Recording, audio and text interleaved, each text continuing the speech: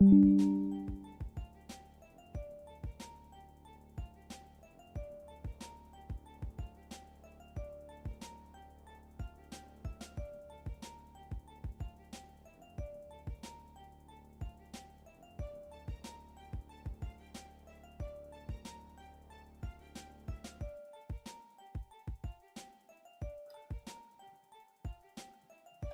time for the Funkykit Show with your host, Winston Chim, the Mr. Beast of the computer world.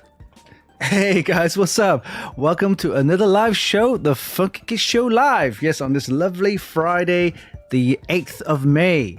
Yes, we are already in May. How's it going, guys? Abysmal, welcome to the show. We're just getting the streams up and running. We're live on Twitch and YouTube. So if you're on those platforms, please sign in and join the show. We have a prize giveaway live on our show today.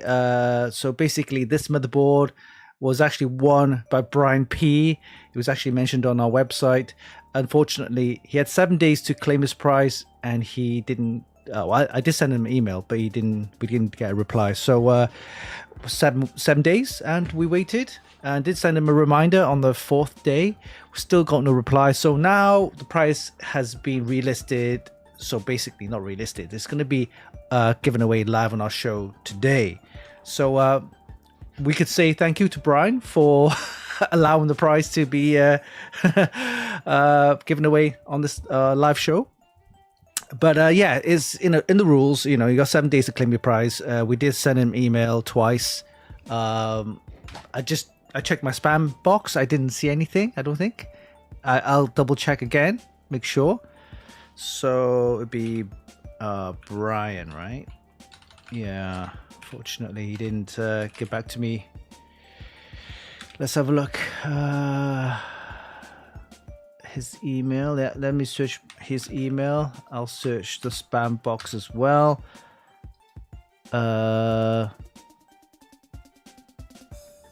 No, he didn't get back to me.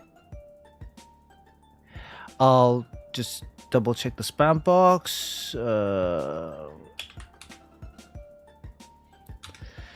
Nothing.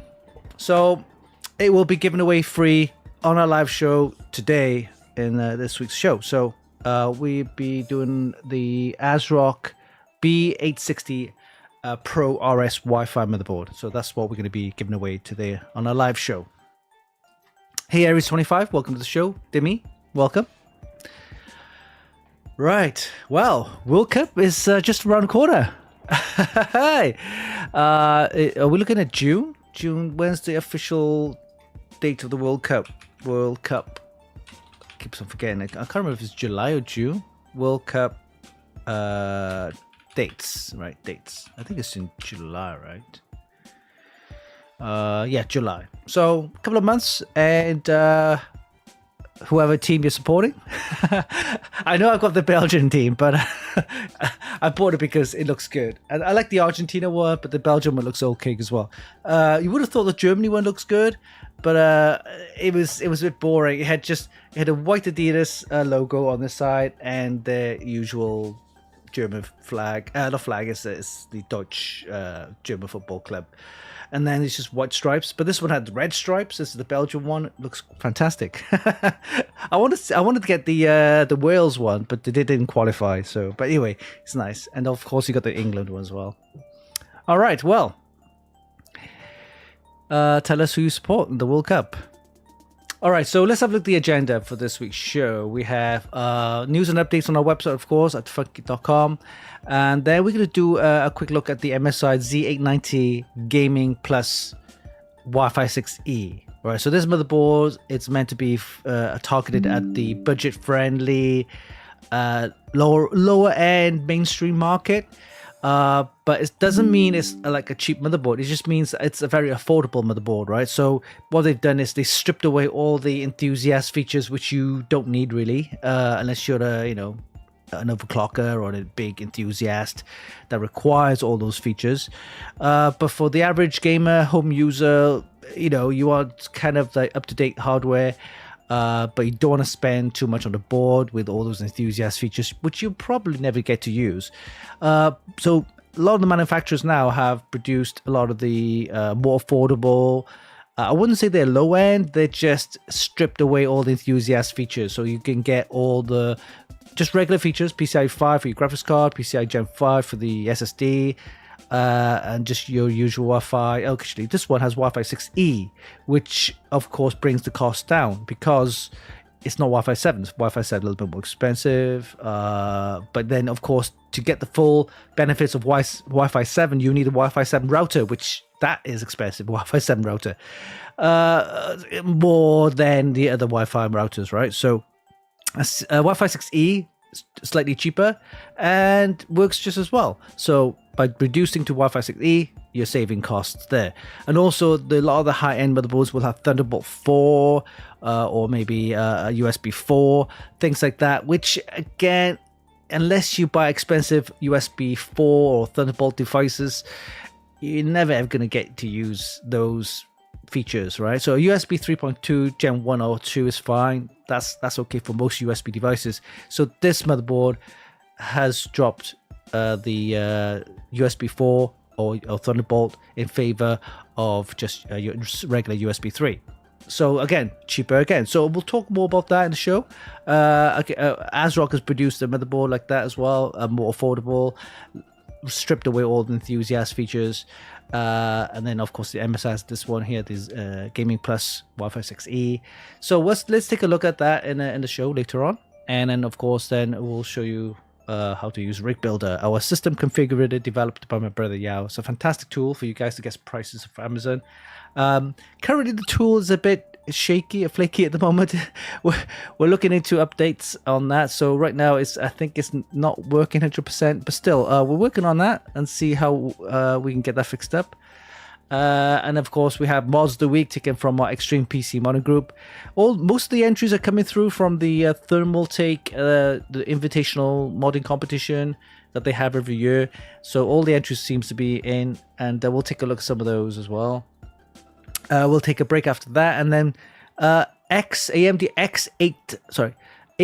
X970. AMD X970E chipset. Yes. It's the next lineup of chipset series that the AMD, of course, with the new boards. So then expect some new boards and a new chip later on in the year. So we'll probably see, if not later on in the year, it'll be early next year. So they'll have a new chipset, X970E, and they'll probably have the X. So yeah, the B870. I'm getting all these numbers mixed up here. But so it's basically the next line of chipsets for the Zen 6 architecture AMD processors. Not sure when that's going to come out. Maybe the end of the year or beginning of the year. But they will release the processors with the chipset boards to go with that. So we'll take a look at some of the leaks and rumors. And then, have you noticed, if you're into the stock kind of investment scene, you notice that Intel stocks have just shot up like crazy. Basically from the beginning of the year till now, it went up 200%. Yeah, literally 200%. And it's only been recent, of course, the stock jump, and that is because they're in talks with Apple, so Intel and Apple. So we'll see what they have in store, because Apple have their own silicon, right? There's silicon, the M silicon, which they have for all their notebooks, and also some of the Power Macs and things like that. So I'm not sure what Intel's going to offer. I don't think they'll be using Intel chips, because Intel chips run really hot anyway. I don't think it'll be suitable for their MacBook Pros. More likely, it'll probably be they're using their chip manufacturing fabs, what they call fabs, right? Plants to make chips. I'm not sure what chips, because most of the chips that Apple uses are the M silicon, which is made by TSMC, which is in Taiwan. Those are like the 3 nanometer, 2 nanometer chip, chips. But Intel haven't got 2 nanometer, 3 nanometer plants. So, unless I'm mistaken, they might have. But last time I know, actually TSMC was making chips for Intel. So I don't know how Intel's making chips for Apple. But anyway, we'll talk more about that later on in the show. And Computex 2026 is next month. And this will be my last show because I am flying away on the 14th, I believe it's 15th, 14th, 15th, 13th, next week. So there won't be a show on the 15th until I come back, really. Because I'm not sure if I can do the internet streaming on the hotel Wi-Fi. I don't think it's going to work that well. So probably during the next 2 weeks, I'll be in Hong Kong and I'll be checking out some of the, like I said, I think I mentioned last week, we're going to go to the Golden Center, the tech mecca where you can buy all our tech stuff and see what prices they have. Usually in Hong Kong, you'll save the tax. So whatever tax you're paying in retail tax in your country, for example, in UK, I think it's 19% or 20%, 19%, 20%. In Canada, I think it's like 12%. US probably between 10 to 15% or 18%, whatever, whichever state you're in. Basically the sales tax. So you save yourself the sales tax, I suppose, where you go shopping in Hong Kong. But it costs, the base unit costs a little bit more. But anyway, it works out that you're actually saving, that amount. And you're supposed to declare what you buy when you come back into your own country. So, but if shopping is fantastic in Hong Kong. So yeah, we'll be checking out some of the prices, what's available in Hong Kong, all the tech stuff. I might be able to get some gadgets.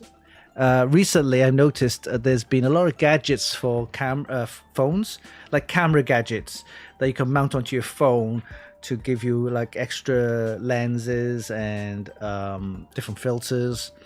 This is one of the gadgets I mentioned last week. Now I've got this mini tripod here, which I can quick release.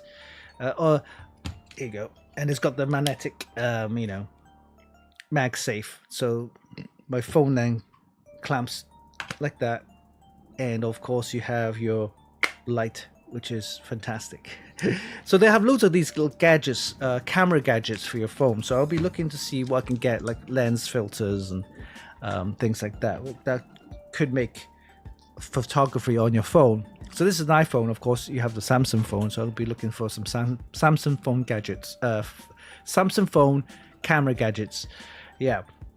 And the reason I wanted these filters, lens filters, because I've seen some videos of guys filming. When you film a body of water, whether it's like a river or a sea or the beach, or even reflections of buildings, and for example cases like a window, right? And so when you take photos, a reflection of the glass panel. So with certain filters, you can actually get rid of that reflection, which is fantastic. That's what I want, because then you go into exhibitions like Computex and that, they'll have cases with their glass panels on, and you want to see what's inside the components. And when you take photos, if you notice, again, reflection of the glass panels, which is the paint. So with some filters, you can actually, I'm gonna say 100% get rid of the reflection, but at least the reflection is toned down so much you can actually see the components inside, which is what I want. Of course, nature photography is fantastic for rivers, beaches, the sea, whatever, to get rid of that glare and that reflection. So I'll be looking into some phone camera gadgets, which I'll probably be getting at Hong Kong. Yeah, so that's that. Okay, and of course, price giveaways. We're going to do price giveaways. We're going to give away the ASRock B860 Pro RS Wi-Fi. This prize was actually on the website, which Brian P actually won, but he unfortunately did not reply to us within the 7-day period as stated in the rules there. So unfortunately, he won't be. We're going to actually give that away on our live show. So that's that. Okay, let's get to take a look at the website, news and updates. So before we do that, let's have a look at the chat. Hey, Aries25, welcome to the show. BC Murray, Arbushi, JD, All right, let me just get my kind of fell off the ground there. All right, so of course I'll be taking this camera here. This is the Osmo Pocket 3. This is a fantastic camera. It does the portrait and the what do you call it? The portrait and landscape mode as well. It's great. Okay, let's head over to the website and take a look. Here we go. And news and updates. Let's have a look at the reviews first.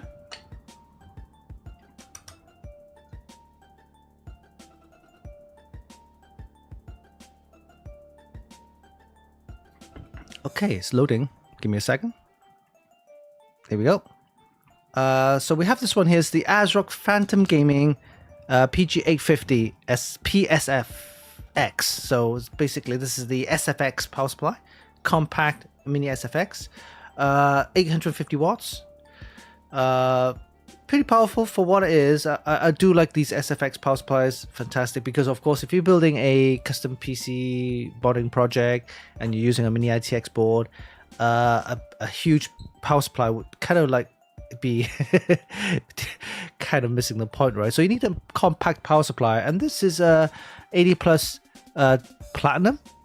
Yeah, 80 plus platinum. So yeah, 80 plus platinum, and it's pretty compact. It supports, you know, graphics cards all the way up to I believe 600 watts. Let's see, 600 watts. Basically a GeForce RTX, even the high-end ones as well. SFX size, and it's 100 by 125 by 63. Yeah, 600 watt cable. This is the 12V 2x6. Yep, but you only get one of them, which is fine. We got a 5-volt boost here, and then an 80 plus platinum. So fairly decent power supply. SFX. It's got all the protections as well. So yeah, you could check out the review on this. How much is this? Price wise, you're looking at, yeah, it's not cheap. It's $190. So what I find with most SFX power supplies is that they're fairly expensive, and basically you're fitting a 850 or even 1000 watt. All the components you find on the large power supply, they can shrink it down to a power supply which is literally, you can hold it in the hand. So I don't have one here, but literally it's just that, it's a hand size. How can I put it? I don't have anything here. There you go. No, that's too big. But you see what I mean, right? I haven't got one here, but you know what I mean. The SFX compact size. Okay, so that's that. And then what other reviews we have here? We have the EpoMaker HE108. This is a Hall effect. Everyone's doing Hall effect keyboards, and yeah, Hall effect with magnetic switches. You got a discount code if you want to buy it, $5 off. Not too bad.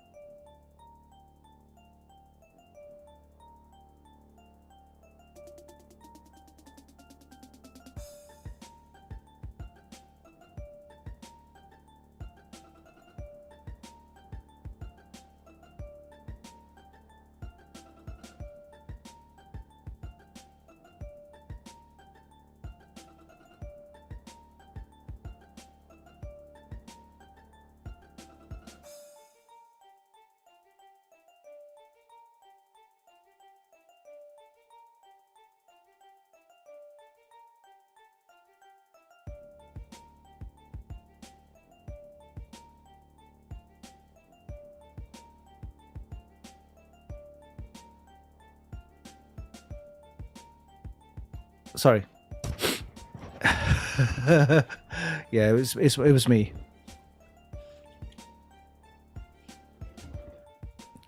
Sorry about that. I think it was my nose. I was blowing my nose, kind of like hit the mute switch.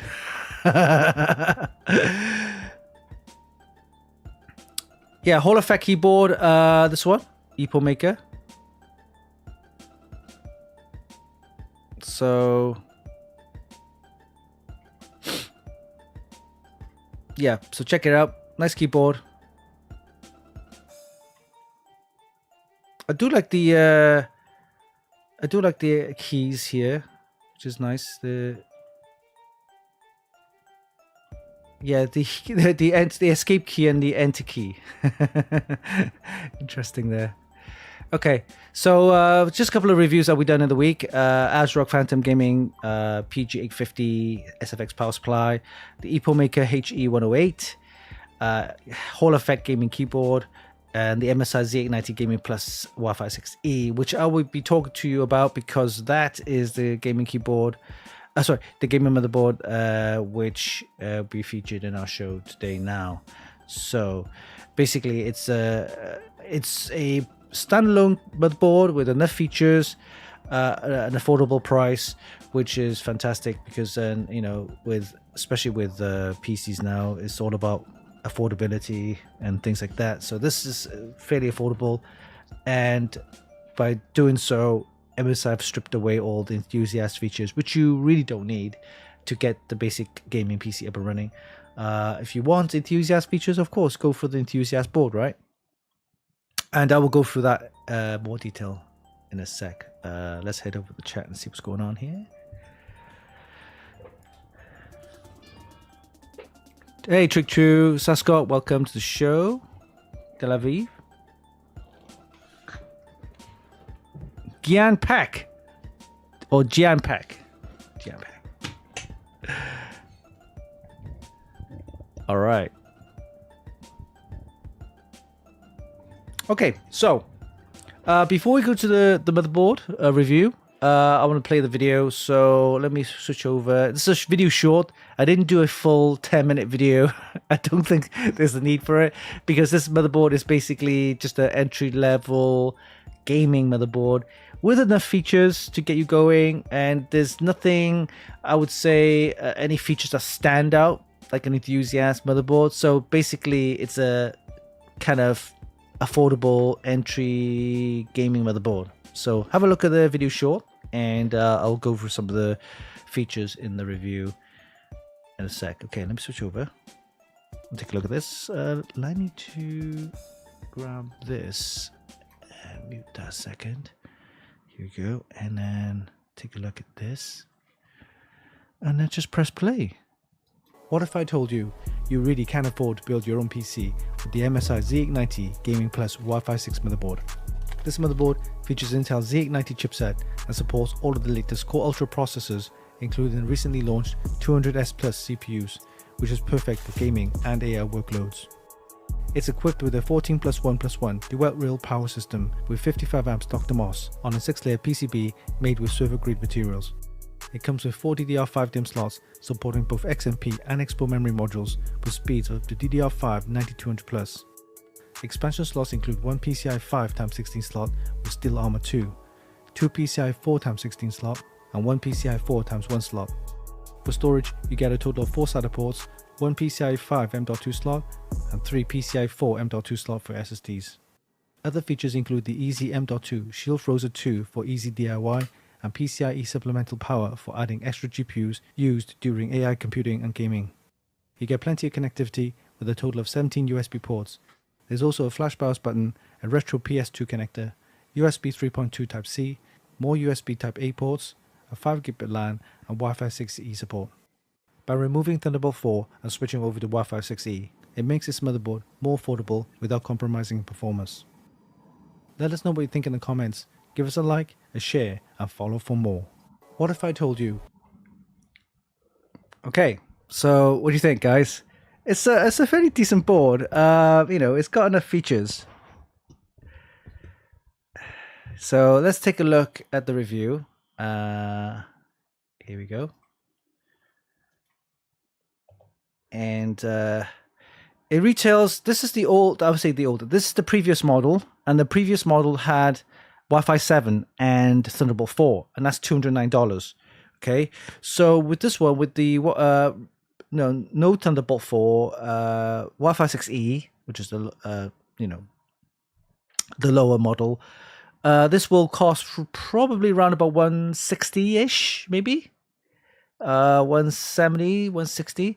So it's cheaper, and is not bad actually. So this is the little video show, you can see that. So the board itself, let's take a closer look at the board. So it's a Z890 chipset, so supports all the latest Intel Core Ultra processors, including the new 200S Plus. Then this is actually the board itself. As you've seen in the features, it has the the PCIe 5 Type 16 slot for your next gen graphics cards. It also has the USB, sorry, the PCI Gen 5 SSD slot here for your SSDs, and also Gen 4 slots. You got 3 of them there. And then there's your socket there, Intel 1851 socket. PCI slots, you have the Gen 5, and then you got 2 PCI 4 slots, and also 16 slots, and that's the ×1 slot there. PCI supplemental power right there, for if you have an extra additional card that you can need extra power, then you can plug that cable in. It has the hasn't got the quick release button, but it has the what they call the clip. It's a slightly bigger clip, so for people with large fingers, that'll help you release the graphics card a little bit easier. And then it has the quick release heatsink for the M.2 as well, Gen 5. Okay. And then let's have a look where else. Oh, DDR5 DIMM slots. Yep, you got 4 of them there. It supports both XMP and expo memory modules. Speeds up to 9200. And this is really funny, because if you look at this, it has the BIOS flashback button, which is great, and then you got DisplayPort and HDMI. Notice it has this this connector right here. So I'm not sure if you guys know what this port is. you may be too young to realize what this port is. Right, so this port, for the guys, the OGs out there, this is the PS2 keyboard and mouse. Okay, so not PS2 as in PlayStation 2, PS2. No, this is PS2, PS/2. So this is PS/2 keyboard and mouse. So back in the day, keyboards and mice had this connector, and you can connect the mice or the keyboard into this connector, and it's dedicated for mouse or keyboard. But it used to be colored green or purple, I remember. But yeah, so this is a retro keyboard connector or mouse connector, which I think some people might have. I'm not sure why it's included. They don't make these connectors. They don't make peripherals with this type of connection anymore. So I'm not sure why they included it. I'd rather have a USB. Yeah, I'd rather have a USB port or additional. Like, you only got one USB-C. I think, yeah, additional USB-C would be nice. Okay, so you got USB 2s, you got 4 ports of them. USB 3s, you got 2 of them there. USB 3.2 Gen 1 with a 10 gigabit. Yeah, you got 1 port there. 5 gigabit LAN. So this board has, for most affordable boards, they usually have 2.5 gigabit. This one has a 5 gigabit, which is interesting. And a USB-C port there for USB 3.2, Gen 1, I believe. And then your WiFi6E. So this is not Wi-Fi 7, WiFi6E, which is fast enough for most use, because most routers at home, people use Wi-Fi 6 or 6E. Rarely you get Wi-Fi 7 included with the broadband provider, unless you go buy yourself a new router, right? So, okay. Roblon, I have the AMD equivalent of this board. I wish they had included the optic audio output. Okay, interesting. Yes, normally they'll have an optical out, which they don't have on this one. Again, remember this board is really targeted at the lower end mainstream. So it hasn't got all the enthusiast features or extra features you find on the enthusiast boards. So this is really targeted at kind of the budget gamer, right? I think that's the photos there. So price wise, this is the Wi-Fi 7 and Thunderbolt 4 version. So this is what you're looking at in terms of price for the Thunderbolt 4 and Wi-Fi 7 version. So for this version, Wi-Fi6E and non-Thunderbolt, you're looking at probably $50 cheaper or less or more. So yeah, you're looking at 150, 160-ish price. Okay. Right. What's interesting though is let me see if I can find the let's move on to the verdict. So this board, interestingly, because it uses the Z890 chipset, initially thought, well, the Z890 and the B860 chipsets are literally the same except for extra PCIe lanes, right? So in other words, this supports more PCIe lanes, which means that you can put more PCIe devices such as extra PCIe M.2 SSDs and things like that, right? And extra PCIe devices as well. But it turns out the Z890 chipset does improve performance, interestingly, which I thought, well, that's good, right? You can get a Z890 budget gaming board for this price, and it does improve a little performance a little bit.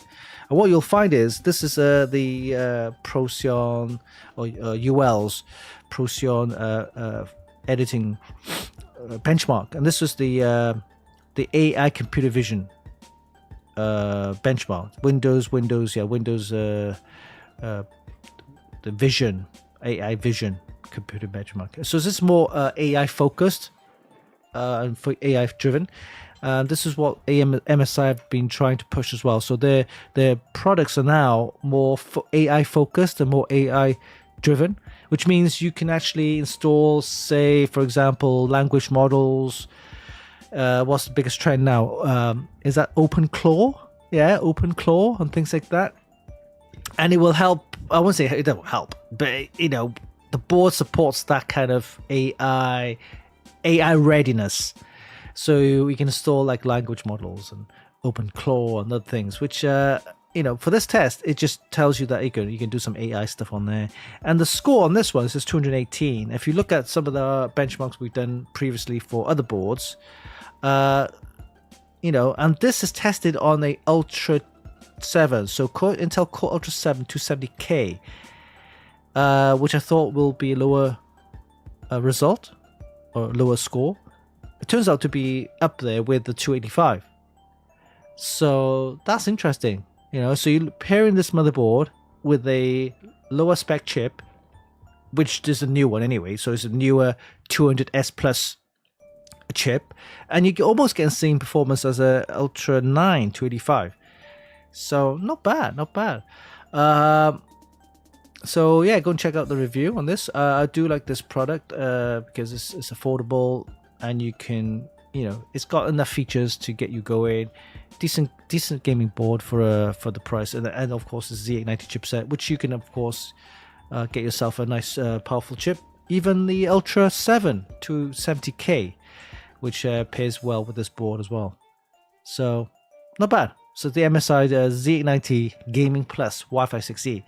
Again, if you're not doing a lot of the video editing, kind of high end, you need Thunderbolt 4 and also Wi-Fi 7 for connectivity, which again, not many people use. If you want fast LAN speeds or Wi-Fi or kind of network connectivity speeds, then it's got Wi-Fi 5. I mean, it's got the 5 gigabit LAN. So you have a 5 gigabit switch or 5 gigabit in network at home, then this motherboard supports that 5 gigabit. So not bad for the price. So yeah, go and check that out. The MSI Z890 Gaming Plus Wi-Fi6E. All right.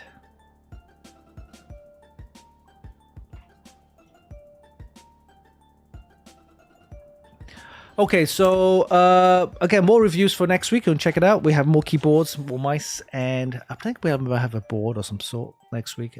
Bart and also my little nephew Eddie will help me out with reviews. Okay, Rig Builder. So I told you earlier, Rig Builder, we're having some issues with Rig Builder. We're going to get that fixed up soon. I think it's to do with the APIs. I'll have my brother look into it, see if we can get that fixed up. But yeah, if you want to know what Rig Builder is, let me play a little video short to show you what Rig Builder is all about. Give me a second while I load up the Rig Builder. I have it here. Let me see. Where did I put it?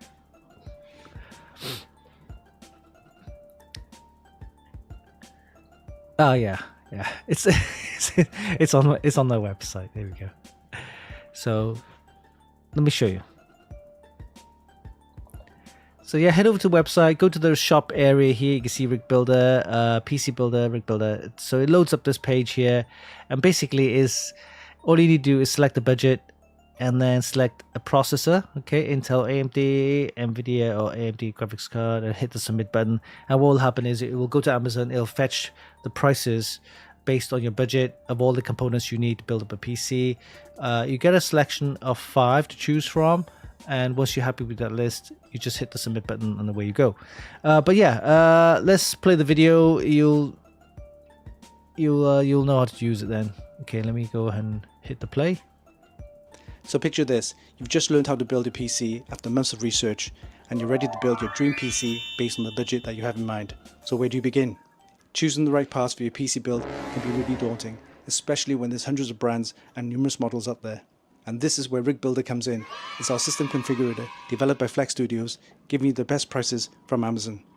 One of the most attractive features of Rig Builder is that you don't need to specifically know the exact brand or model of those PC parts. With Rig Builder, all you need is 3 criteria: the budget you have in mind, your preferred CPU, and your preferred graphics card.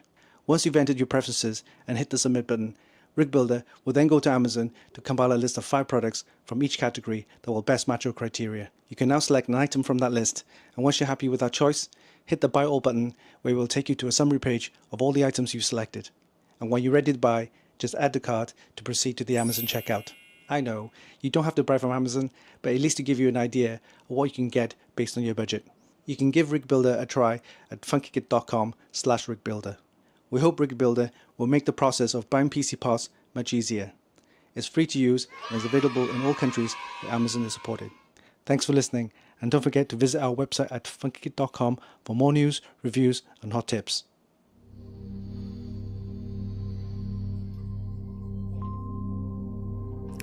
So that's Rig Builder for you. Okay, hope you support it, and of course let people know about it. You can use it as a tool to get prices. So it's fairly easy to use. Right, so let me just check. Oh yes, the prize giveaway. So I'm gonna start the prize giveaway now. Actually, give me a second while I do. I think I'll do 45 minutes. 45 minutes? Yeah, 45 minutes. Yeah, 45 minutes. Confirm. Okay, so I need to play a jingle for this. There you go. This is it. When it comes to live prize giveaways, this guy's a beast. Winston Chim and Funkykit. Yeah, that's a little jingle. That was for my screenshot, by the way. Okay, so we are going to give away the ASRock B860 Pro RS Wi-Fi motherboard. So let me show you what that is about. So this is it. Just bring it up. Here we go. So go to the giveaway section, and this is the one I'm talking about here. The ASRock B860 Pro RS Wi-Fi. So this is part 202. So initially Brian P won the actual prize giveaway listed there. Unfortunately, he didn't come back to us within 7 days. So as I said, I'll be mentioning here, I'll be hosting the prize giveaway for this product here today on a live show. So thank you for your support, and thank you for, Brian P. If you do have missed your email, whatever, do know that the prize has been given away in our live show. Call it your, donation. You paid it forward. All right. So let's start the prize giveaway now. Okay, all you need to do is head over to twitch.tv/Funkykit, give us a follow and join the chat, and then type in the command for a chance to win the ASRock B860 Pro RS Wi-Fi motherboard. So I'm going to start the giveaway right now, and I think the command is I love ASRock. It is an ASRock motherboard, by the way, so yeah. Okay, you have 45 minutes before the prize giveaway ends, so go ahead and enter your prize giveaway anytime. Okay, enter the command in the chat, and also our Discord channel is up, by the way. So if let me just double check the link if it's still active. It's strange though how the server link services resources being unlimited.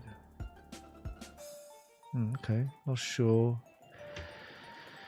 Let me just see if this works. No, doesn't work. Server resources being rate linked. Okay, weird. All right, anyway, Discord channel's up, so go ahead and do that. All right, so while that's been, the prize giveaway is 45 minutes for you guys to enter. Head over to twitch.tv/Funkykit.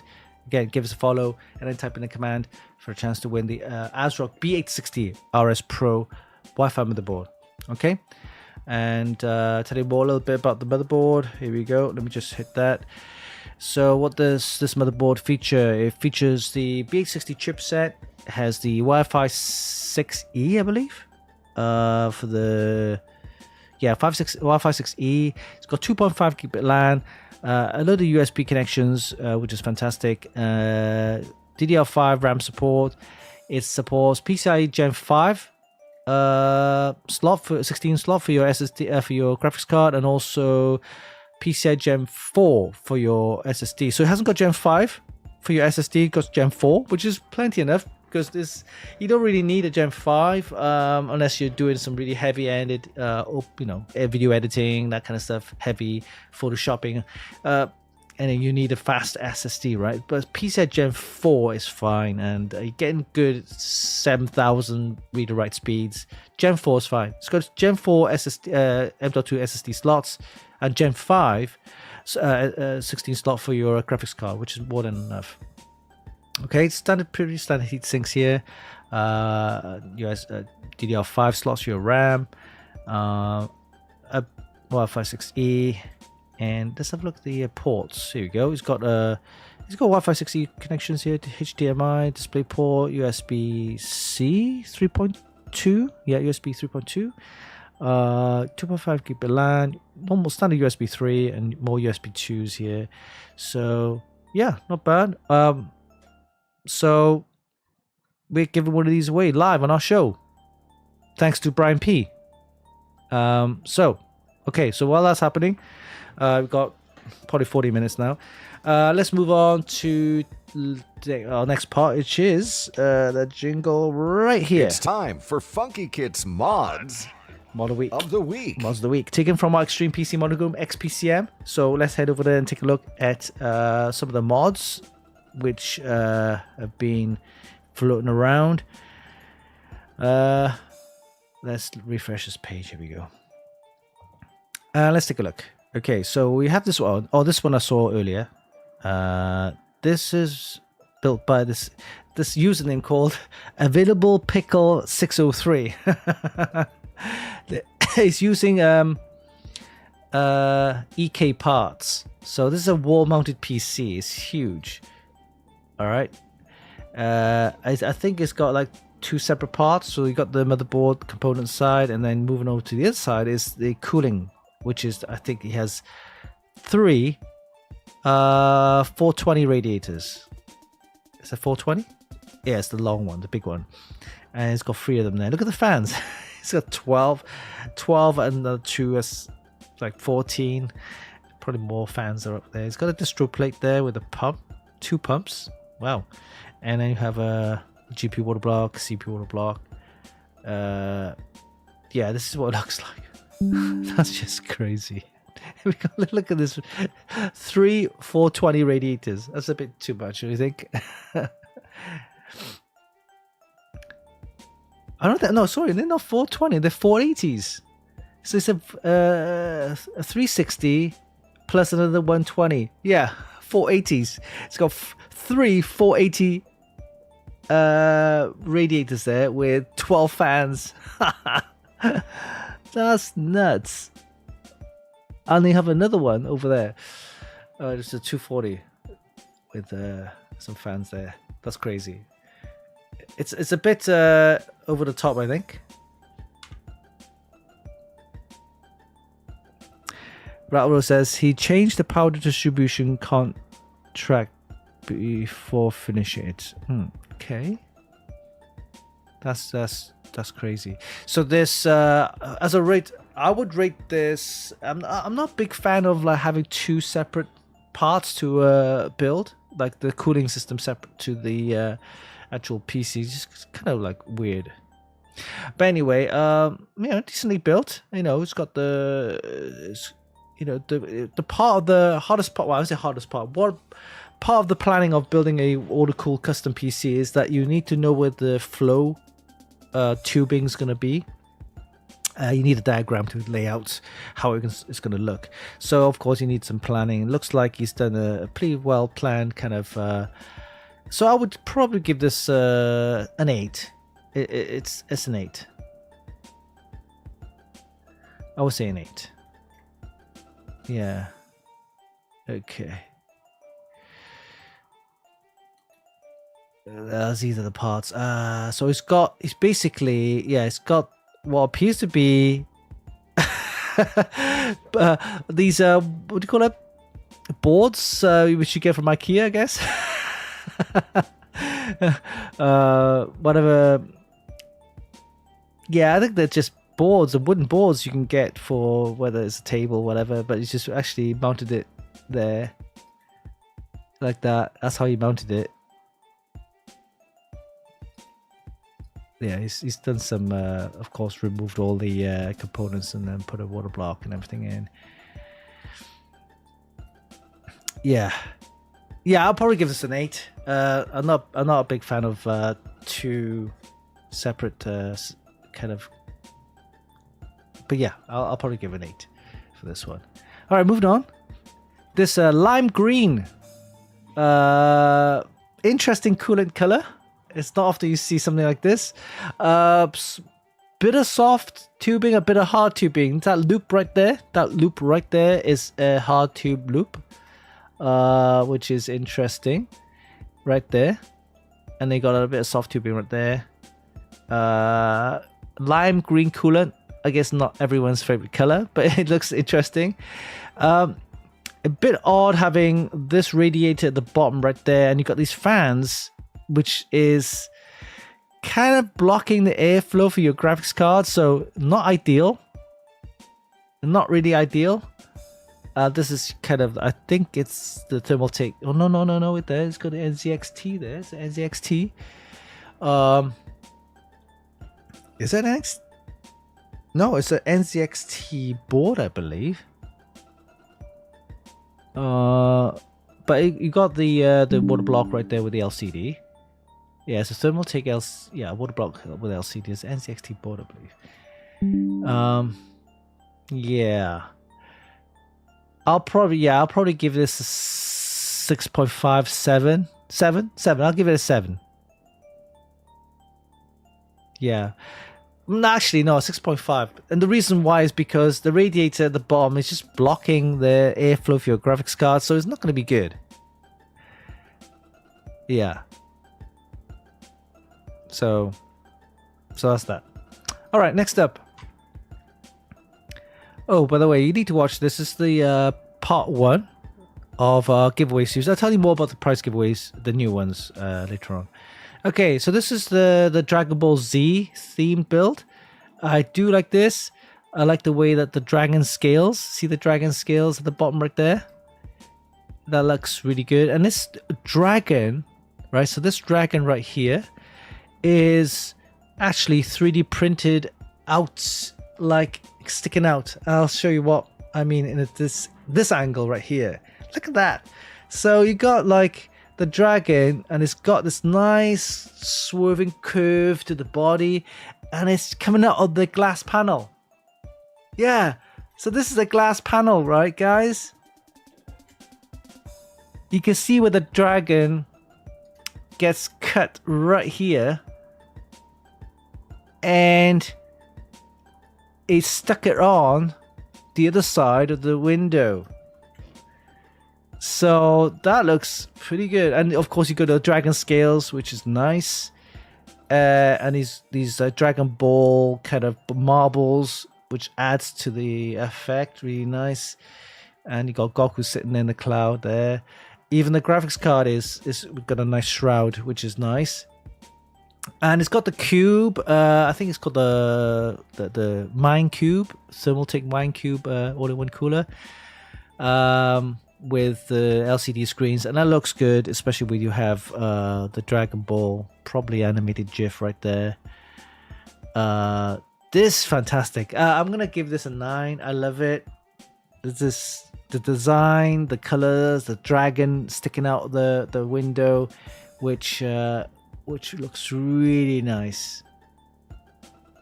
Okay, look at that. Look at the dragons coming out of there. Okay, yeah, definitely a 9 for me. I like this. All right. Next up, we have this one, Mad Max. So Railroad posted this one, Mad Max Universe Inspired mod for the Invitational, Thermaltake Invitational 2026 modding competition here. This one's produced by Nico, I believe Nico. Yeah, I look at the. I'm guessing this is a custom built distro plate reservoir box. I don't know what you call it, but in the front. But if it's a reservoir, it's a massive reservoir, right? A custom built one. It's got these pipe tubing there. These are, I believe, radiators. Must be custom radiators. But they're angled like this way so that it sticks out. So I'm guessing that 120s. Are they 120s? But mounted, sticking out.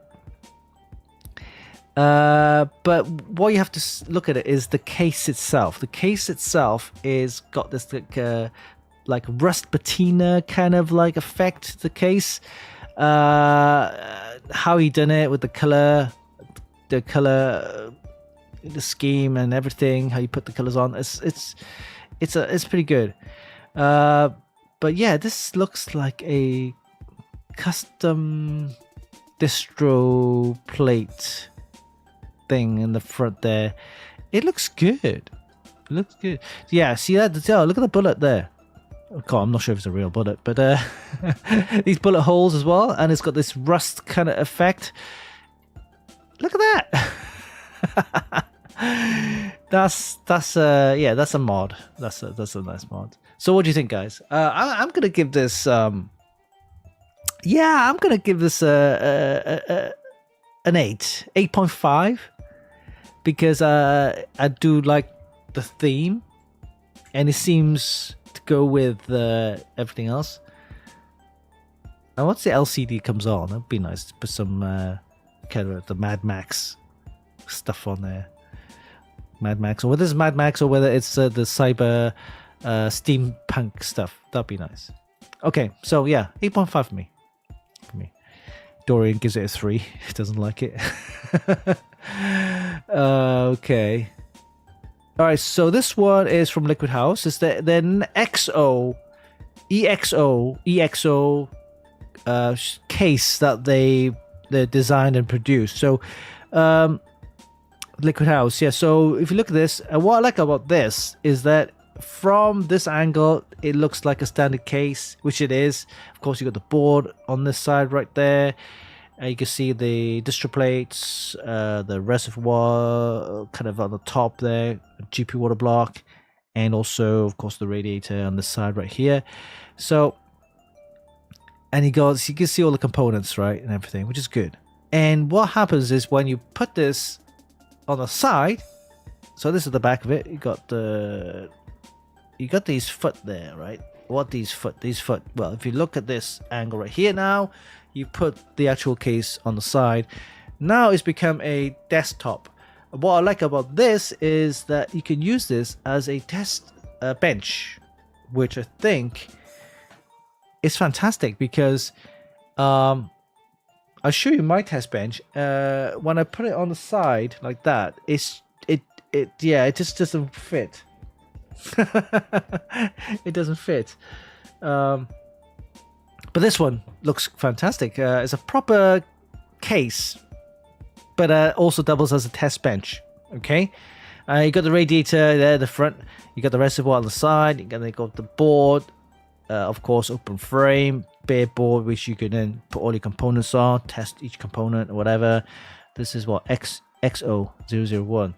Okay, and this one looks from the side. It's got these mounting holes, or what are they called? Are they inlet outlet for the tubing? Interesting. Okay, I can see the quality of this build. It looks pretty solid. I'm guessing it won't be cheap, but if it goes to Liquid House, they've been busy producing a lot of concept cases. I think they're gonna find the right one, which then they hopefully will mass produce with a manufacturer and have their branding on there. So yeah, Liquid House. Oh, go for it, man. You got my support, and if you have any samples that you want us to take a look at, let me know. Okay. Oh, forgot to give it a rating. I'm going to give this rating a 9. Pure reason is because I can use this as a standalone build, open frame build, or I can then use it as a test bench, right? So doubles as a test bench. And I guess if they had maybe a glass cover top kind of thing to protect the actual motherboard components, maybe a separate add-on accessory which you can use. But yeah, I'm gonna give this a 9. I do like it. Okay, next up we have this one right here, Thermaltake build with again what appears to be like I'm gonna say it's a Gundam theme, but it's got like a Gundam feel to it, right? What does it say? Let's have a look. Project Overdrive. Okay, Project Overdrive.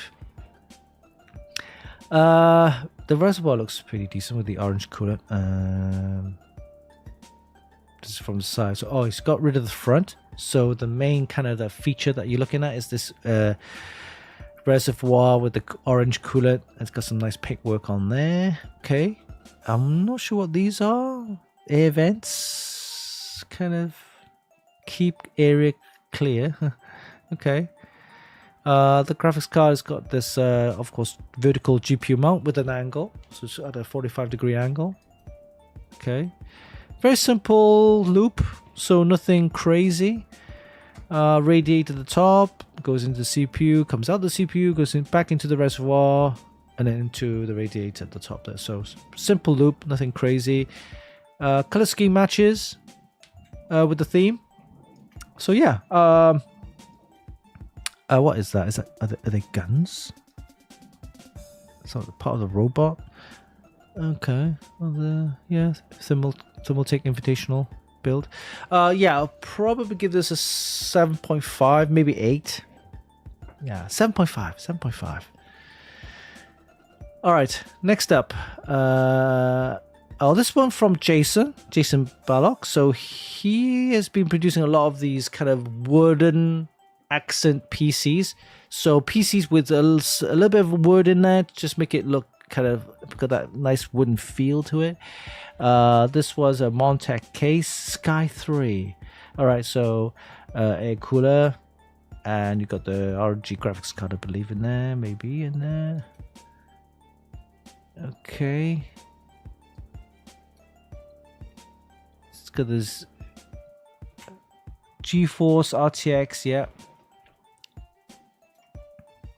So these are just a couple of photos. Got this Montech case in there, so got the glass panel, looks okay. This part here is angled for the airflow. Okay.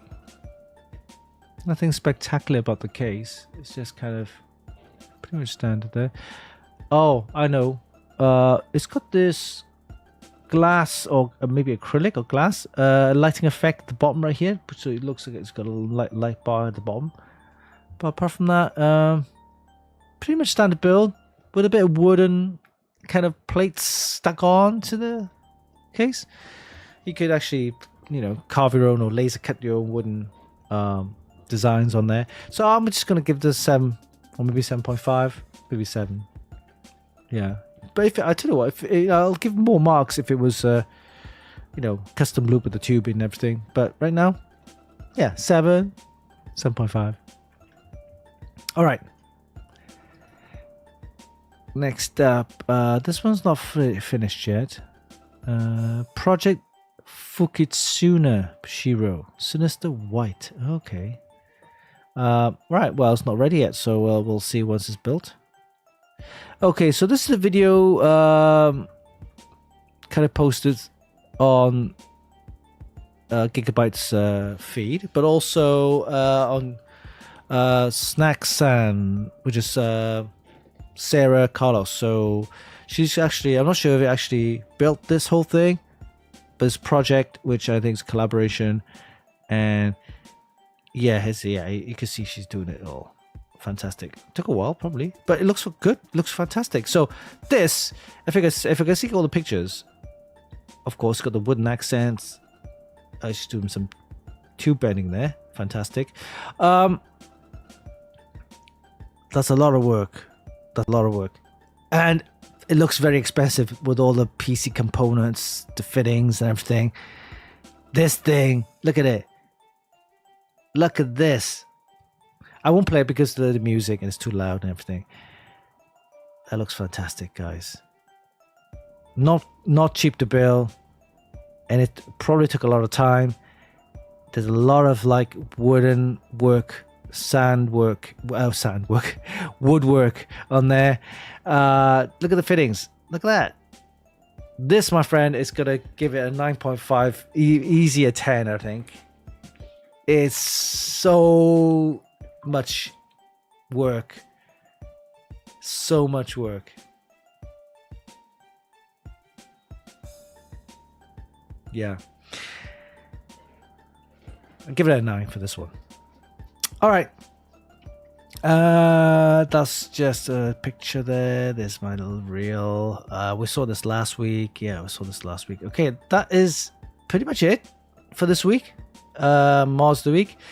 Again, please, if you come across any PC mods, builds on other people's links and feeds, just copy the link, post it here. You can share it here for everyone to see. If you have any project builds that you've done also recently and you want to share it, just go here, post it as well. Of course, you need to be a member. It's a private group, so make sure that you sign in and join. So XPCM, Extreme PC Modding. Okay, guys, I'm going to take a break, and after the break, we'll talk a little bit about the AMD X90. That's keep on saying 90. AMD X970E chipset, which is the next generation, next in line chipset, which AMD will probably release at the end of the year, along with their new chips with the Zen 6 architecture. So we'll talk about that, and then we'll talk about the Apple and Intel. What's going on there? Just some stories about what's happening with Intel and Apple, and also we'll give you an update on the Computex 2026 preview kind of thing. All right, and of course the live price giveaway, which is ending in how long? Let's have a look. We've got 20 minutes, guys. 20 minutes left. Head over to twitch.tv/Funkykit. Give us a follow, and then join in the chat and type in the command for a chance to win the RS, the ASRock B760 RS Pro Wi-Fi motherboard. All right, so we'll take a break, and we'll be back after this.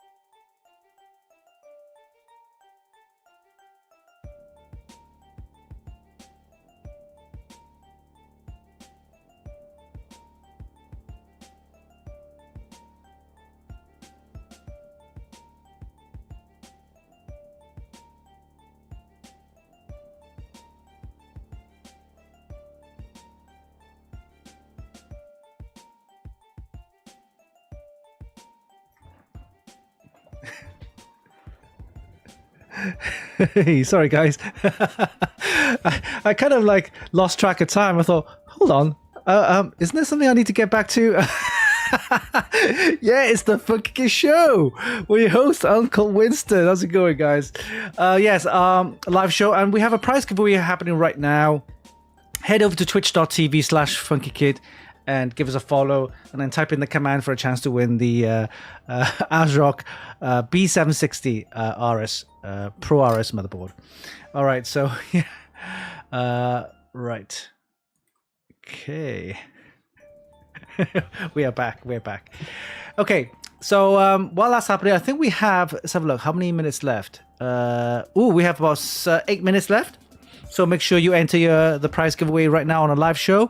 Head over to twitch.tv/Funkykit, give us a follow, and then type in the command, which I think is I love ASRock, into the chat for a chance to win the ASRock B860 Pro RS Wi-Fi motherboard.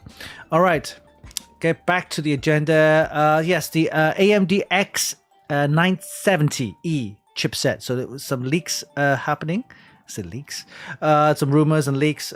Basically, they're going to be hopefully releasing their next chipset along with their new chips with the Zen 6 architecture. So it's the next generation, next in line chips that they have.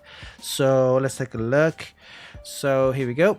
AMD X970 chipset based on the Promontory 21 silicon, same as the X870E and also the X670E. So similar chip-based architecture for the chipset, and it will support, I think, the Zen 6 processors with the Zen 6 architecture processors for the AMD Ryzen next in line.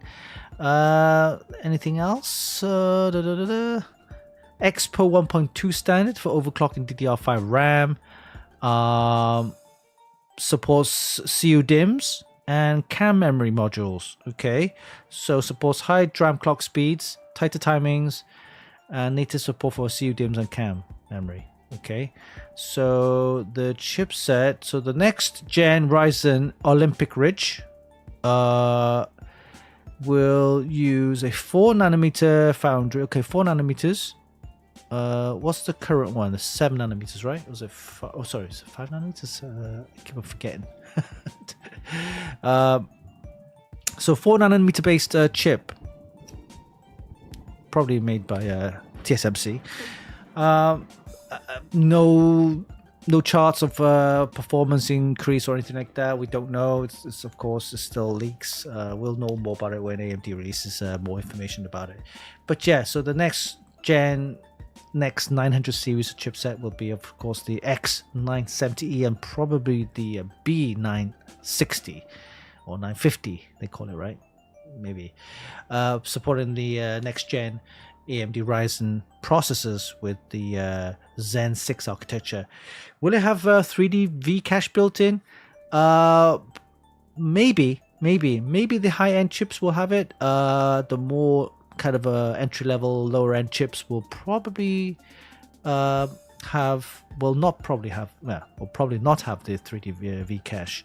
I think AMD will probably reserve that for higher-end or marketed at the higher-end gaming chips, right, for the 3D V cache. So have a more SKUs, right? More SKUs for consumers to choose from. But yeah, watch out for this. Probably at the end of the year, maybe possibly beginning of next year. We'll see. That's all the news I have so far for the Zen 6 and the X970E chipset. All right, next up then, the Intel and Apple. So what is all that about? Well, if we look at, let's go ahead and look at the information. Intel, Apple. Okay, so as of May 2026, Apple and Intel have reached a preliminary agreement for Intel to manufacture chips for future Apple devices, marking a significant return to partnership for the two tech giants. The deal aims to diversify Apple's supply chain, currently dominated by TSMC, which makes sense because all their M M silicon, Apple silicon is made by TSMC, right? Boosts Intel's foundry business, particularly by leveraging US-based production. But they don't have a 3 nanometer. Yeah, they don't have a 3 nanometer fab though. That's the problem. See, there's no mention about what fab they're using for Intel, right? Following years of relying on Taiwan-based TSMC, Apple is diversifying and reducing risks from geopolitical tensions, opting for Intel-based fabrication. You know what that means, right? I'll tell you exactly what that'll mean. That will mean Apple will be using Intel's chips. Again, they don't have that technology or that fabrication plant to produce 3 nanometer chips. And TSMC has that, and they're the only one that have it. I think the best that Intel can do is 7 nanometer. At a push, maybe 5 nanometer, right? Which means that Apple chips, if it's made by Intel, will run really hot. They'll have hot chips. You need extra cooling. Probably triple, quadruple vapor chambers just to cool the chips down. So is that a good thing for Apple? Oh, I don't know. See, it's a new CEO come in and he's gonna like say, yeah, we're gonna go all US manufacturing, US this, US that.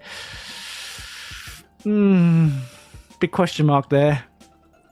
Yeah, that's the problem, right? I mean, if they're having the same technology or even better technology but paying more for it, that's fair enough. But they don't have that. Unless they go all in with, I think there was one company which makes the machines to produce the 3 nanometers. I think I'm not sure, it's a Netherlands company or something in Europe. They actually makes the what you call it, the machines. I think I think it's the laser lithography machines that they use to like etch those chips, right? That's that company called AMSL. AMSL, or yeah, I think it's called AMSL. AMSL. Yes. So that company AMSL. So let me just get that AMSL. So this is the company which makes the machines, the manufacturer of the machines that produces these chips. And this company is a massive company, and they're based in, I believe they're in Netherlands. Where are they? Where are they based? I think they're based history. Is it 40 years history? Philips. What? Near Philips. Oh, yeah, okay. Yeah. So it's yeah, I think it's in Netherlands. Let me see. Where is AMSL based? Yeah, Netherlands. Yeah, Netherlands. So this company makes the machines. Look at the Look at this machine. Look at this machine. Oh my god. So ASML.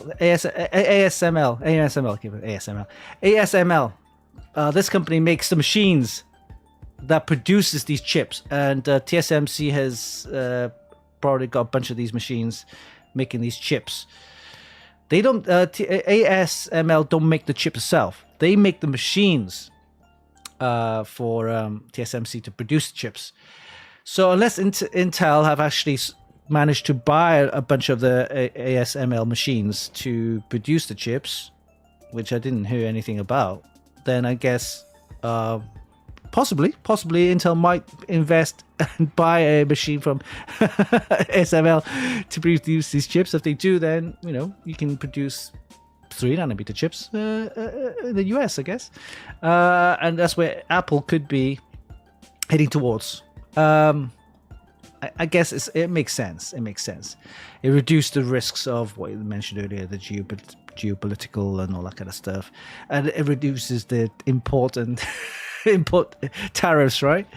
But yeah, interesting. So Intel stocks shot up recently because of the announcement with the partnership with Apple, and we'll probably see the M silicon chips produced by Intel over the next couple of years, because it takes years to build up a plant. They got the plants already. They just need to install the machines. All right, so okay, fine. They have the plants. They just need to produce the chips. All right. So yeah, we'll see next series of Apple products with chips being built by Intel. Okay. All right. Will it be more expensive? Probably yes. Yeah. Probably yes. Probably, I don't know, maybe 5-10% more expensive.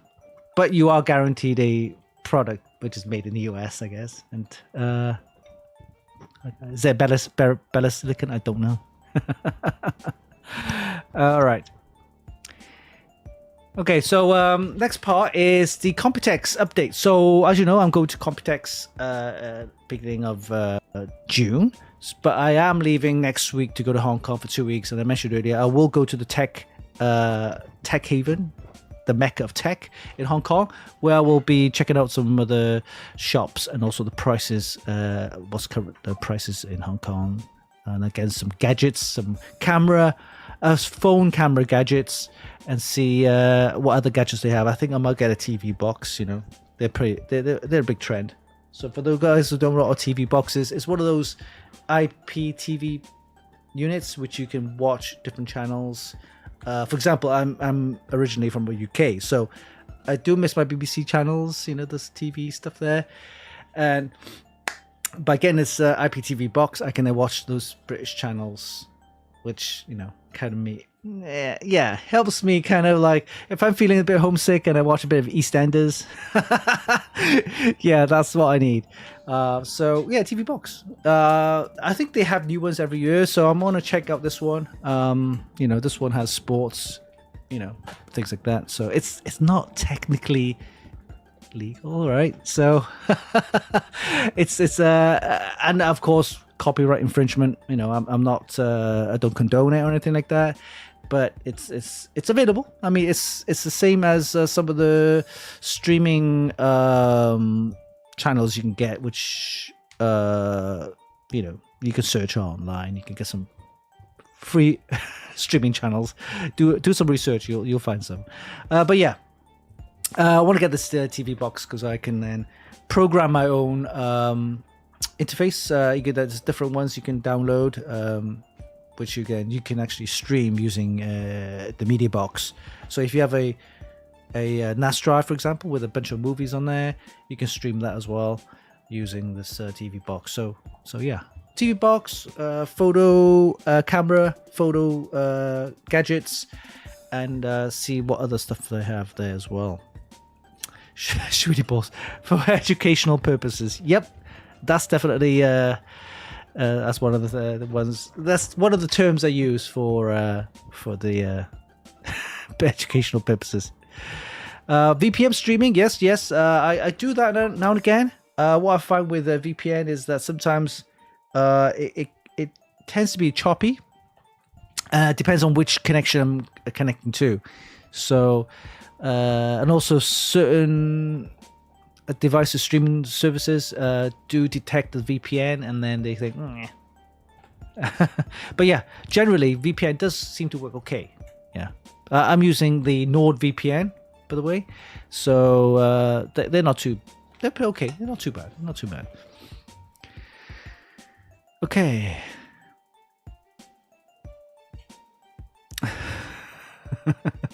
The legality is complicated. Yeah, it's complicated. Dutch. Yeah, I mean, talking to the point of that Apple, yeah, they don't make their chips by themselves. They don't have the factories, of course. They rely on TSMC, and I think I would guess consumer products, consumer chips, computer chips, server chips, and stuff like that. I would say probably, this is a high number, right? I'm guessing 80% or more are actually produced by TSMC. Literally. All your AMD chips Radeon chips, NVIDIA chips, Intel chips, even, of course, all produced by TSMC. So there's a high risk that, initially TSMC was going to build a factory in US, right? $20 billion, whatever, I can't remember how much it was. That didn't come through for some reason, I don't know why.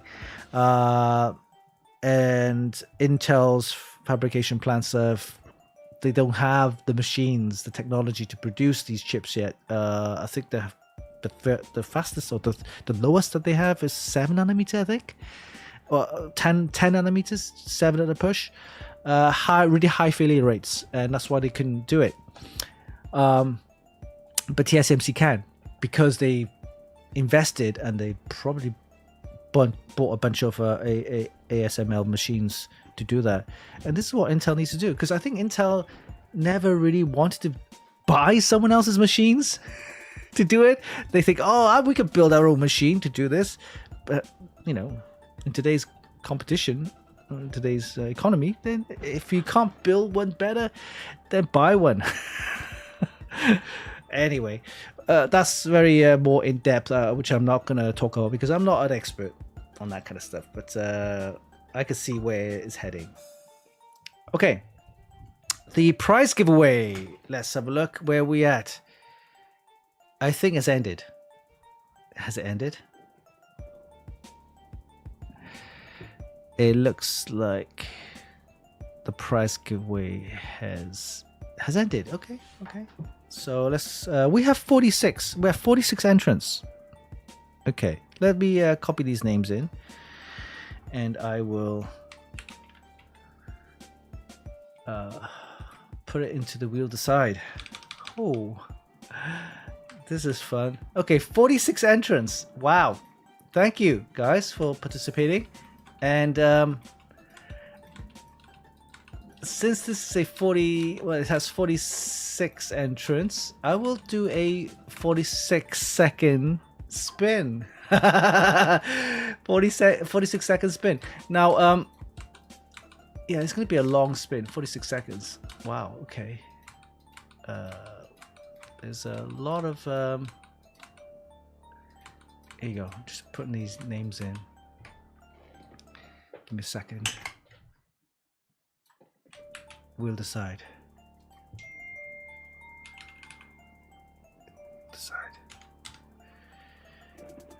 Okay, paste these names in. Wow. It's going to be a long list. It's going to be a big list. Okay. 46 seconds spin. Apply the changes. Oh, last time we had so many entrants that it didn't display any names. This one has names. Okay. This is all good. All right. So looks like the prize giveaway is ended. So thank you for participating, guys. It's a chance to win the ASRock B860 Pro RS Wi-Fi motherboard. Thank you to Brian for allowing your prize to be entered into this prize giveaway for everyone to win. Unfortunately, of course, you did win the prize originally. We didn't have a reply. We did get a reply from you within 7 days. So it is now passed to this prize giveaway for everyone to win. All right. So you have an ad break right now. Amniac. How long is the ad break? How long is the ad break? Okay, I'll wait for you. Look, okay. All right, guys. I'm fair.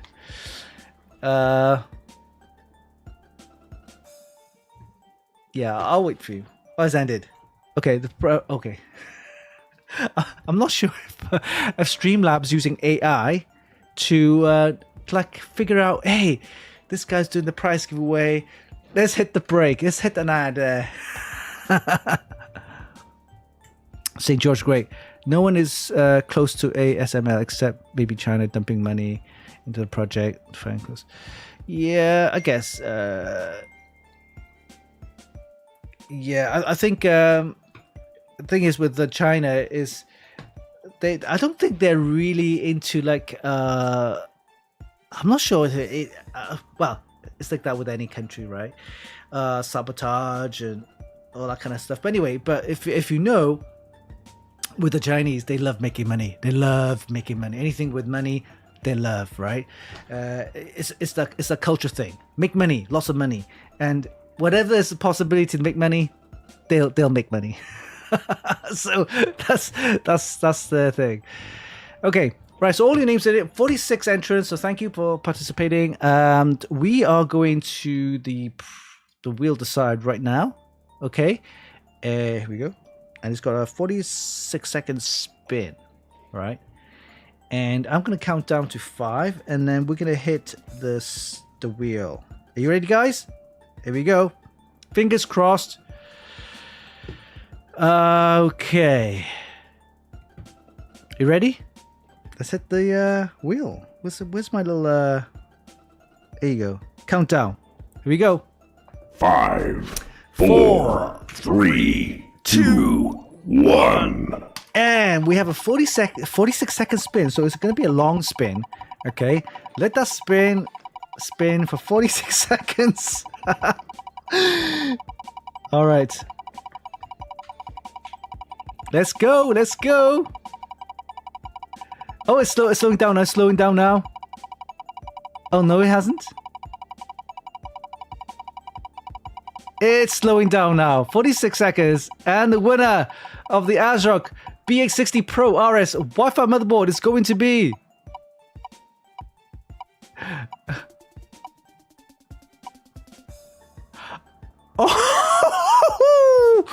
oh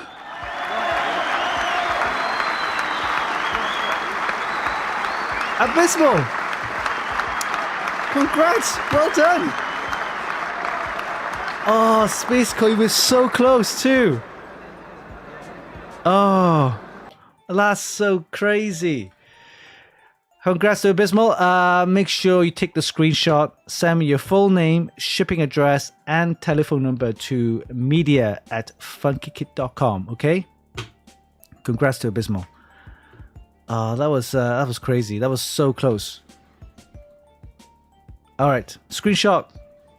Abysmal, make sure you do that and send me your full name, shipping address, and telephone number to media@funkykit.com. Congrats to you. All right. Wow. That was Rig Builder. This. Oh, it's the wrong one. Sorry. Here we go. All right. That was so close.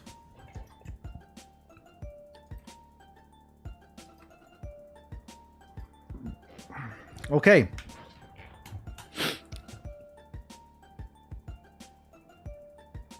Abysmal. Yes, welcome to the show, guys.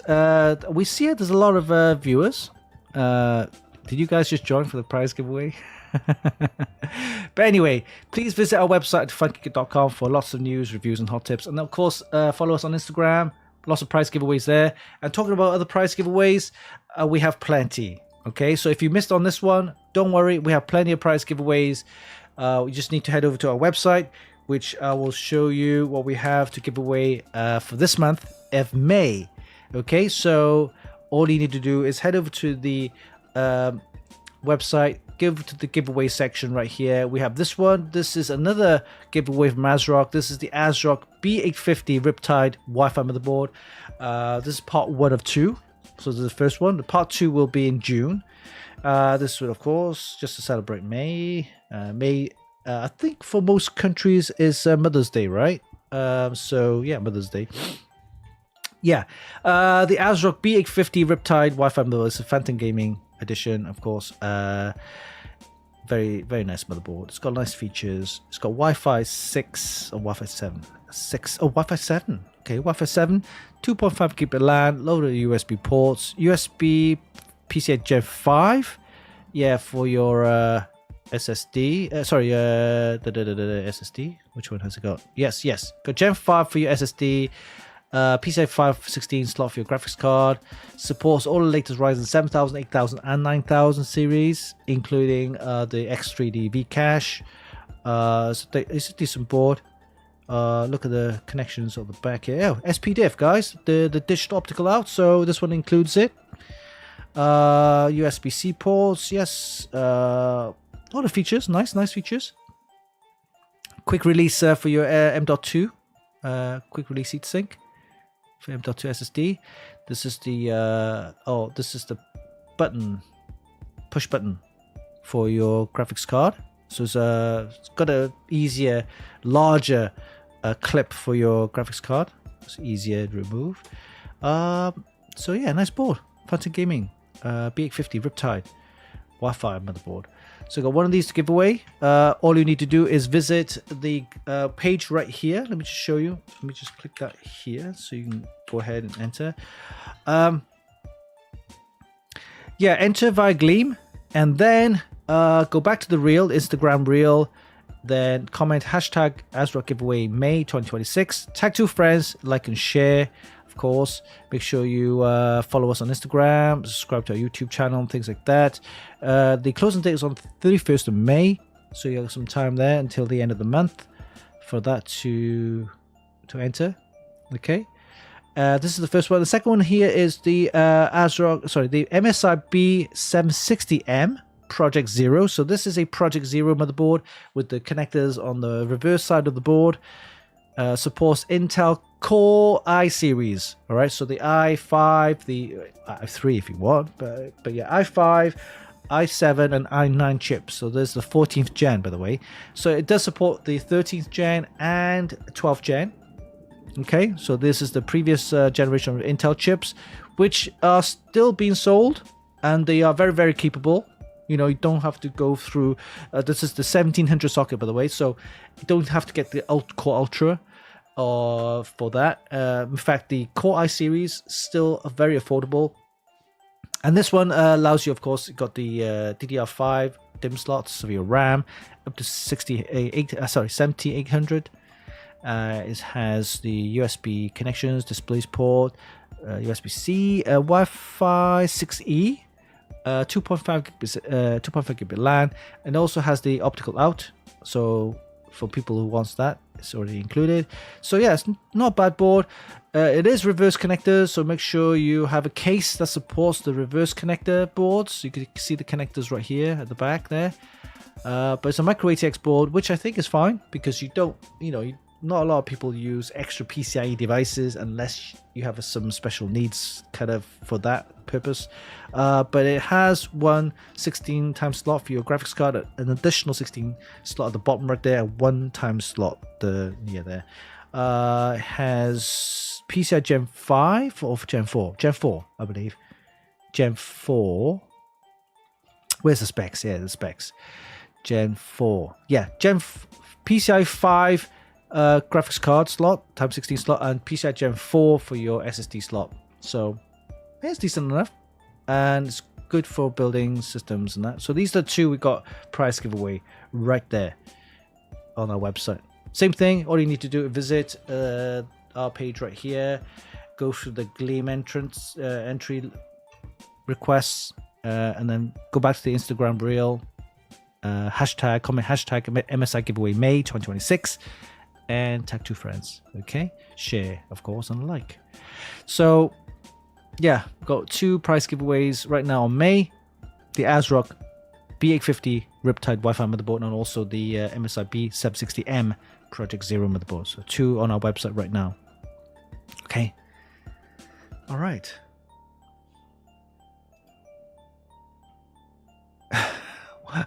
Wow, Abysmal's like, boom, sends me email right away. Okay, that's good. Congrats to you anyway, by the way. So I will ask ASRock to send that out to you. Congrats to you. Okay. All right, so what I'm going to do is, so I'm flying out next week to Hong Kong. So the first thing I'll probably do is, there's a couple of things I need to do. I need to edit this. Edit this. I need to add some more stuff there. So I'll tell you what it is once it's done. And also, while I'm there, I'm going to check out the Tech Mecca Haven for tech stuff, right? So checking out the TV boxes, to check out some phone camera gadgets. I'm going to be checking out the prices of RAM and CPUs, and anything interesting I might kind of report. So I'll do some filming. Let's see if I can. I don't think they like filming. People like, yeah. I mean, you can film in secret, like, you know. That's why I'm trying to think. Here you go. I want to try and figure out what I can buy with those miniature cameras, which doesn't look like a camera. It looks like a clip-on something, which then actually films. Now, I need one with stabilization, because if I'm walking around, because if by the way, I did tell you I lost my Meta Ray-Bans. Yeah, gutted. It's like expensive as well. Anyway, I lost it on the plane, so. And I did ask the airline to check, and they didn't get back to me. Or they got back to me saying that they're still looking for it, but I don't know if they'll find anything. But anyway, the long story short, I was in a rush, and I forgot to double check. Anyway, I lost my Ray-Bans, so gutted. Meta Ray-Bans. But what I'm saying is, with the Meta Ray-Bans, when people look at your glasses, they know that it's either on recording. You know, you can hide the light, because when you press record, the light glows. Kind of like, yeah, it does that blinking thing, but you can actually get stuff which you can block that, hides it. But anyway, if you wear one of those, the people know that, yeah, you could be kind of filming, and we don't want that, right? We want to be able to wear something like a chain or a necklace or something you can clip on, I think a brochure badge kind of like gives it away.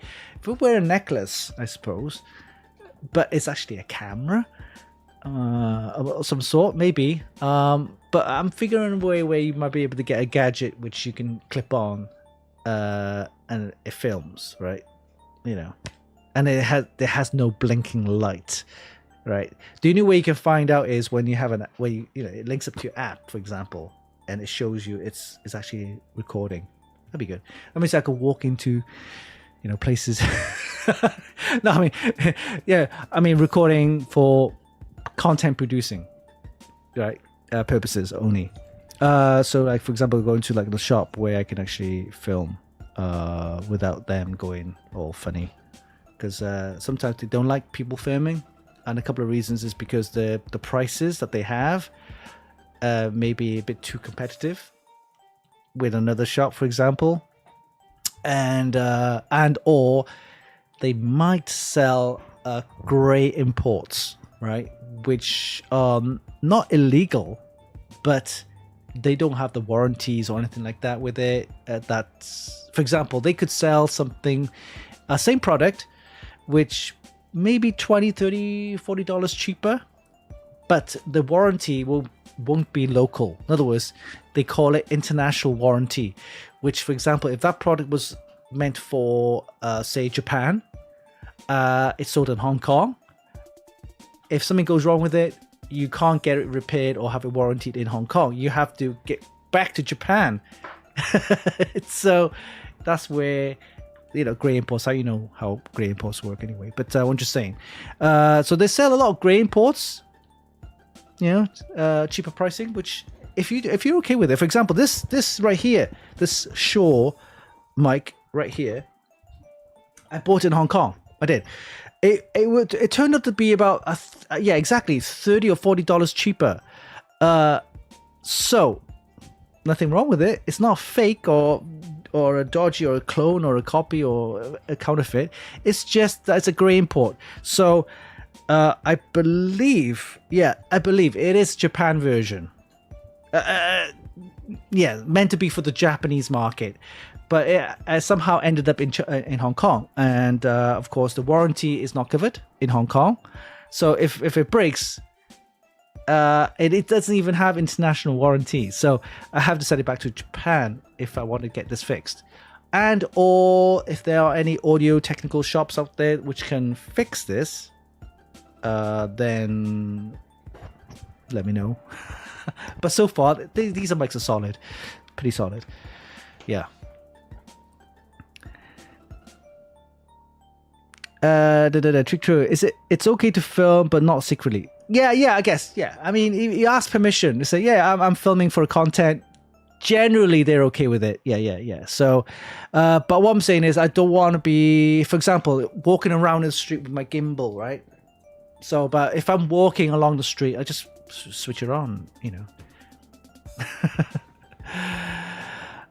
Slow smokes. I lost my sunglasses every 2 years too. However, these ones are just standard Ray-Bans, nothing special about them. I've had these for quite a while, and the reason probably is because I do put it back in my pouch, so that helps it. Depends on places. Yeah. Oh, by the way, I saw a video clip. It was a guy wearing the Meta Ray-Bans, and he was actually filming his experience. What was what was his experience? His experience was actually getting a very expensive watch.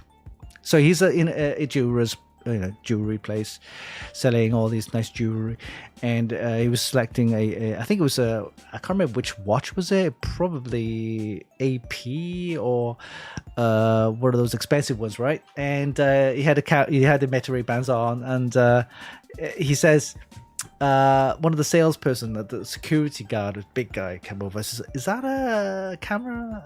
He says, "Yeah." "Oh, no, you can't film here." And the guy says, "Oh well, I'm filming my experience."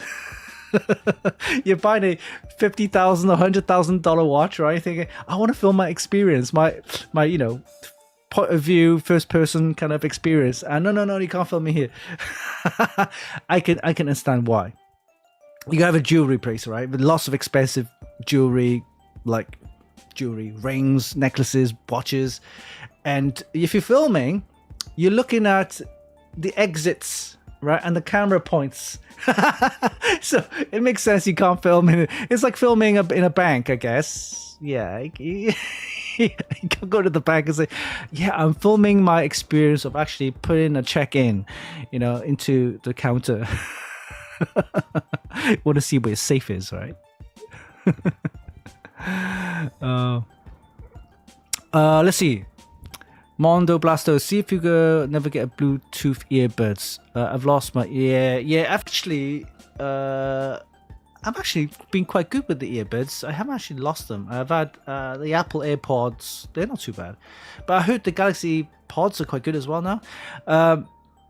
And the probably the reason why is I put them back in the case to charge anyway, so that's that. So I don't get to lose them. I only get to lose them if I'm in a rush, right?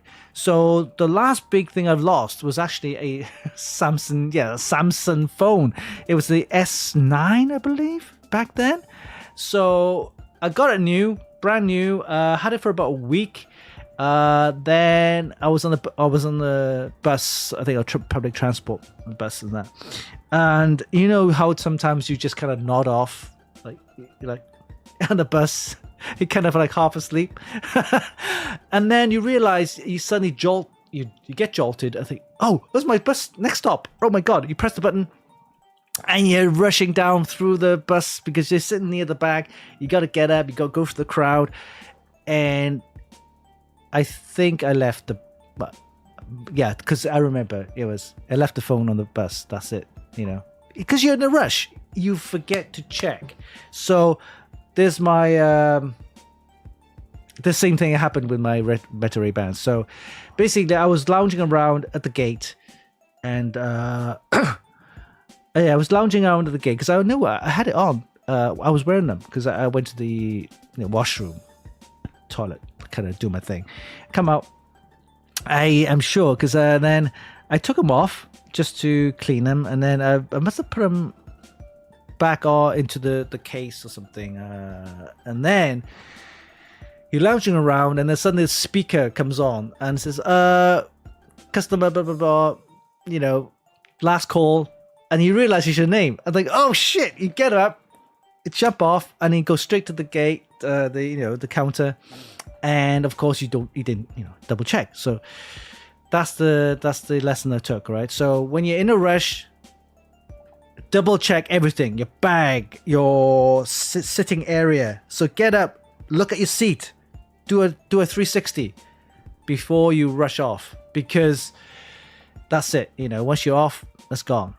Yeah, that's my lesson. And I did that once already, did it twice. My God, I need to make sure you do that too. Get up, do a 360, look at your seat. Because, yeah. Yeah, oh, that's another thing. Pockets, yeah. So, because I think it was in a pocket, and my pockets didn't have a zip. So, get yourself a pouch, especially when you're traveling. Yeah. So, you know, you got your backpack, but your backpack is like all zipped up, right? Anyway, right? So you're not gonna rumble through your backpack unless you know you want to get a bottle of drink, whatever. But stuff like your phone, your keys, your wallet, stuff like that, it's in their pockets, but the pocket's not really zipped up. And if you're sitting down, it can just drop out. I've had that a few times. My AirPods, because there's the AirPods is all rounded and smooth. It could easily slip out your pocket if you're sitting down, especially if your seat's angled like really low. But if you have one of those strap pouches or a waist pouch, you can put all your everything in there. I know, yeah. So that's my thing. So next time I'm gonna make sure I get a pouch, put all my stuff in there: your sunglasses, your glasses, your of course your documents, right, and stuff like that. Pods, charging cables, and then it's in one place. And your pouch you're going to be wearing. You're not going to take your pouch, especially with you have documents in there and your wallet and stuff like that. You're not going to put your pouch on the seat. You're going to be wearing it, and 100% of the time you will not take it out of your shoulder, put it on the seat. No. With those important documents, you're going to be wearing it like on your body. So everything in there. That's my take. So make sure I do take a pouch, because I didn't take a pouch last time. Yeah. Okay. So prize giveaways, and congrats to Abysmal for winning the motherboard. We will have more prize giveaways next month. We have this month in May. We have the ASRock B850 Riptide motherboard, and also the MSI B760 Project Zero. That's happening right now on our website. Check out the Instagram reels, enter via Gleam, and also don't forget to hashtag the comments on the Instagram reel, and then of course tag 2 friends, like and share, and also make sure you tell all your friends about it and everything. So we'll have more giveaways next month with another ASRock board, part 2, and also another MSI board. I think it's the B850 Tomahawk, I think. That's next month in June, right? For live prize giveaways, of course, we're not doing a show next week or next couple of weeks because I am traveling. However, if we do one, I will let you know a couple of days in advance. It will probably be at the hotel, which I'm not sure how good the Wi-Fi connection is. If it's bad, of course, I won't be able to do it. If it's okay, it depends on whether I can do a short one. But I will be making a little bit of content on the all the tech shops in Hong Kong, because I don't think I've done that for you guys, have I? No, I haven't. So let's do that. Let's do a couple of video shorts. I'll post it on our Instagram, also on our website. Tell you what the current state is of all the computer shops are like in Hong Kong, especially with the gadgets you can get. A lot of the gadgets which are great imports, and kind of the legal status is a bit complicated kind of gadget. I'll see if I can get some more of that content for you guys. That'd be interesting.